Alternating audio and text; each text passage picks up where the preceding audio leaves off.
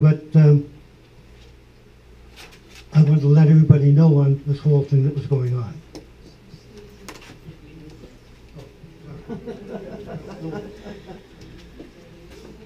Okay, everybody, pay attention. This is the Board of Directors meeting, please.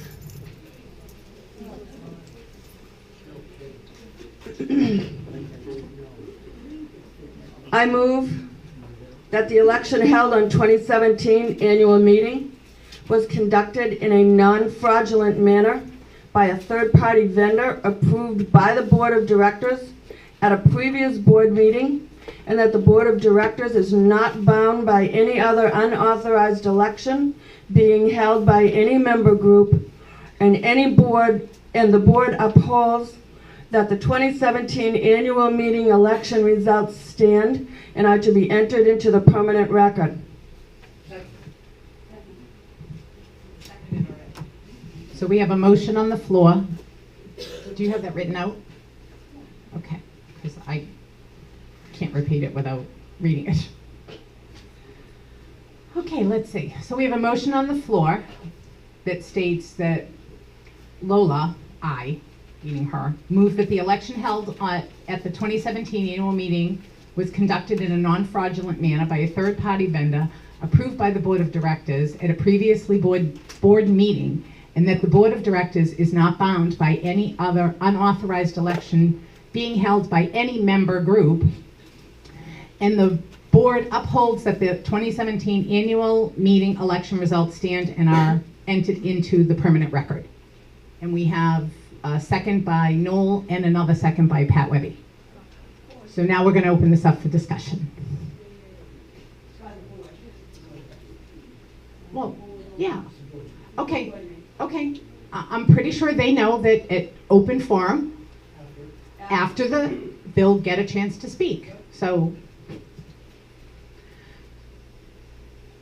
we've heard an awful lot of bylaws being read here tonight. So I just want to read probably one of the most important, which is the members who, like you said, Congress works for, well, we work for them. We, as a board of 9, answer to the members. They are the ultimate power in this park. No, fortunately, it is true. No, it's not. It states in our bylaws. Just like you read yours and Noel reads his, now I'm going to discuss mine. So buckle in, because it's going to be a bumpy ride. We don't need 280. That is, excuse me. This is a board meeting, and it's now my turn to speak. Okay? You had yours, now I'm going to have mine. I'll talk slow because I want you to understand. Please be respectful of the board. So, the way this whole thing is set up, 10% is all the members need to call a meeting. It's within their rights to call a meeting for any reason. Special meetings of the membership may be called by the Board of Directors, or, not a slash, or by petition of at least 1/10 of the members. Such a petition delivered to the board. The board doesn't say majority, doesn't say vote, it says the board will set the date, place, and time of the special meeting to be held within 30 days after receipt of the demand. 10%. 31, you said what, they got about 12%? They could have gotten 200 signatures. They could have gotten 50. We don't know how many they could have gotten, but all they needed to get was 10%. That gives them and grants them the right to hold a member meeting.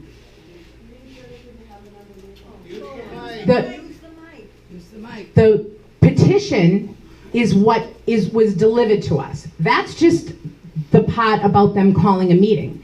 The petition is what they're asking the meeting to be. It has to ask for specifics. The petition is asking for specifics. The election was contested On the day.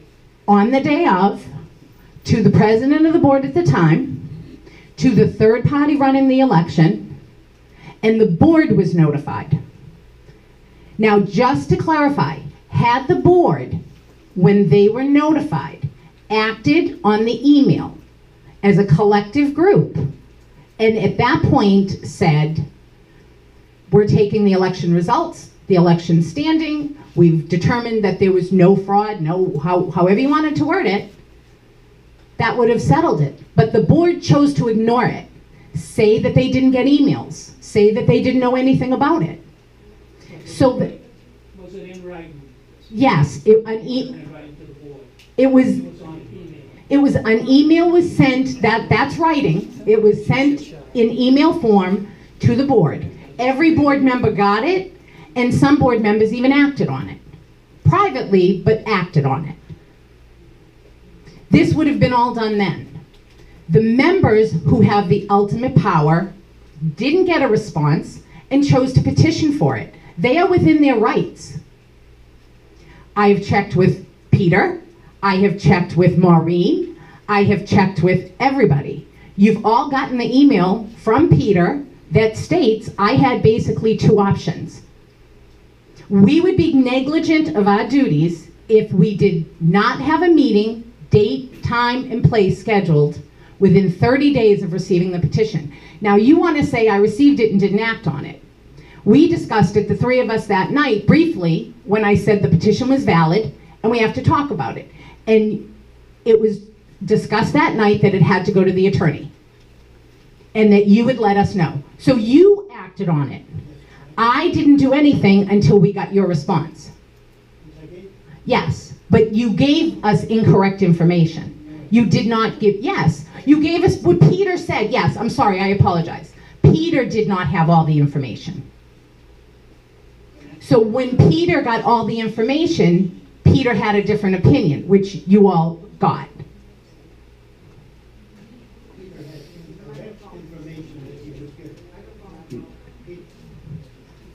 Which was?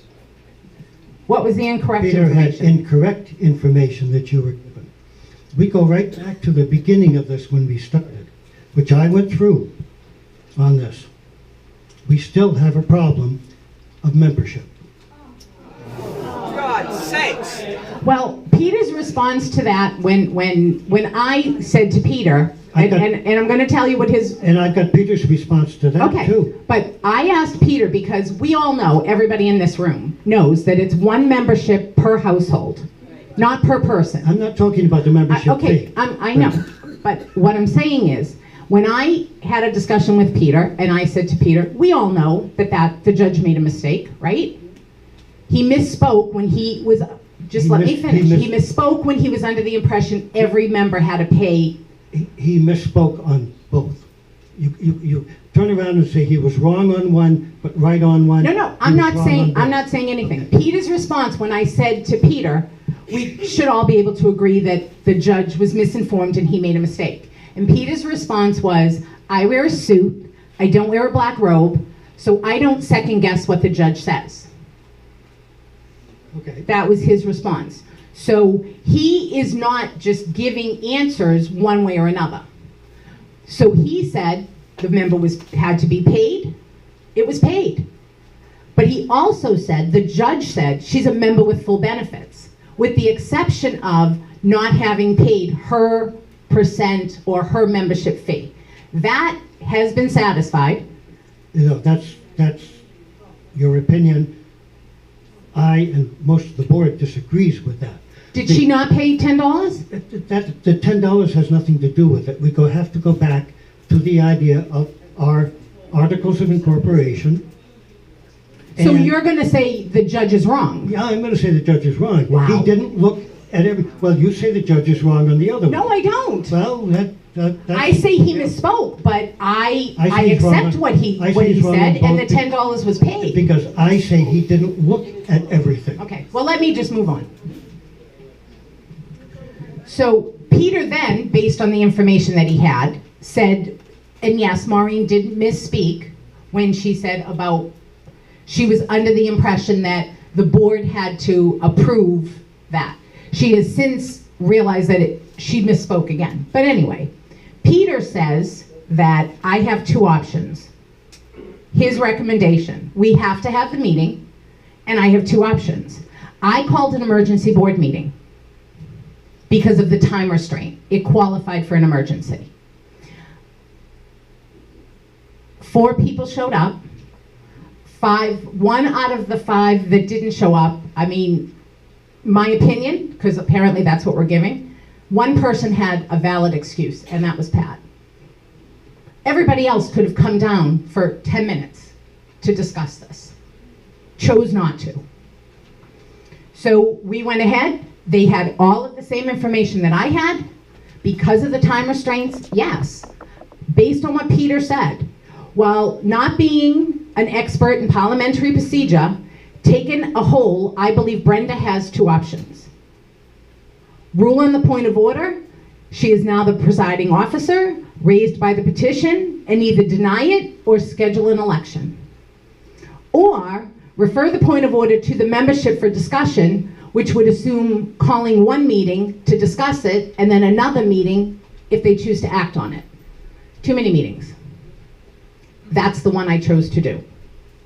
In either case, the point of order is pursuant to bylaw 6.2. So he says the meeting has to be called based on all of the information that he was given. The point of order, the election was contested. There's so many different issues to this. The majority of the membership is wonderful that they can speak and they can show up at a meeting and they can vote or they can choose to stay home. Our duty is to protect the minority. Yes, that is our duty, based on our bylaws. Why would you have to protect the majority? Why would you have to protect the majority? The majority has the numbers, the voice.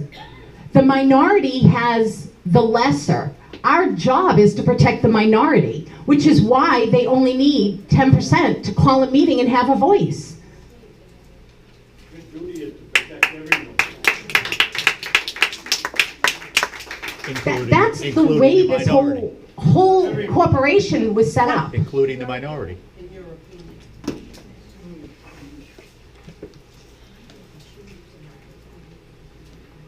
Okay, so where is my other email? Does anybody else have anything to say while I'm looking for what I'm looking for? Thank you, Jerry. I just want to question one thing that Noel just mentioned here. Was you're saying that the membership is in question now again?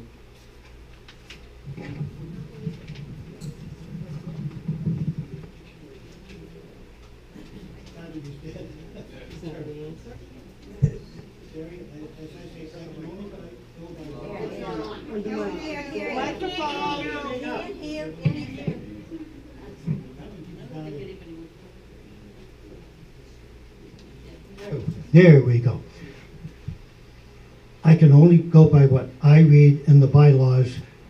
This whole thing on the membership was based on 3.1D that says any owner / occupant of a home under age 55 when we bought the park had automatic membership.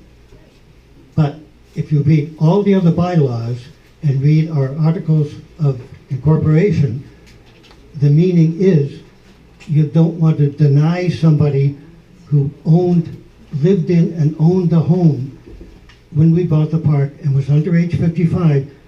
It's designed to not deny them membership. But in this case, it's been taken the other way, that if you were under age 55 and an occupant in the park, when we bought the park, you had automatic membership. Makes no sense. And I can think of people that were in this park when we bought the park that were not owners. They'll guarantee shouldn't be members and aren't members. But if that's, did I answer your question?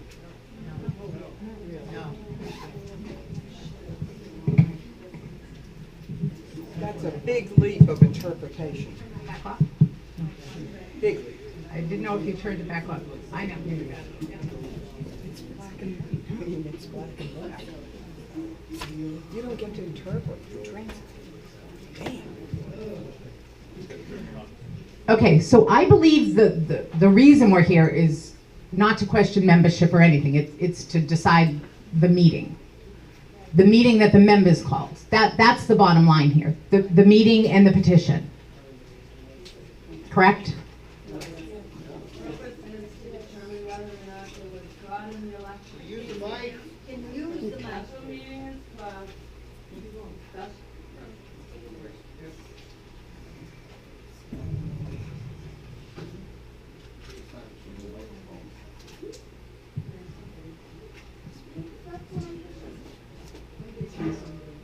Is it on? Yeah. Hello? The purpose of the meeting was to address the recent petition received by the board from 10% of the members that requests a list of demands for a new election for the position of secretary of the board, recently voted and filled on June 17th. So based on the bylaw that says that the members need 10% and can call a meeting and can petition, you're not agreeing with that?